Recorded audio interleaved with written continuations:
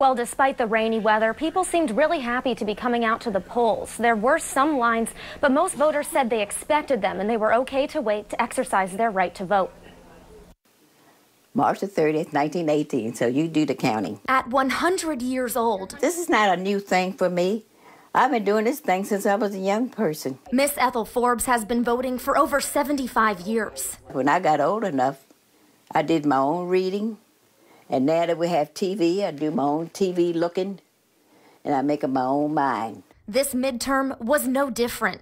A lot of people were just crazy. excited, and they wanted to touch her, they wanted to see her, and we moved right through the balloting. Her daughter Joanne took her to vote early, sending this photo as a message to her grandkids and great-grandkids. Reminded them, if you haven't, you need to go vote.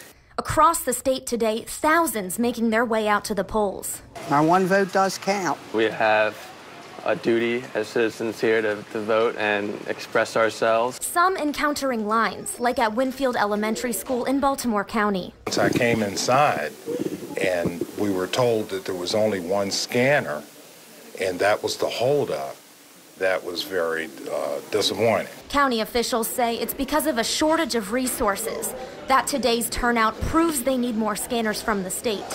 Voter Albert James says he waited an hour and a half to vote. He says it could be discouraging to some, but not him. No matter how long I had to wait, I would still stay and vote.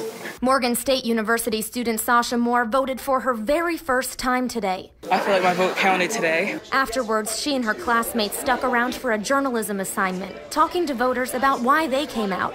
We're learning a lot of different problems that people are having, and so it's very interesting. The right to vote, uniting people from all generations to make their voices heard. The next voting process, if God keeps her here and she's 101, she'll be back to the polls.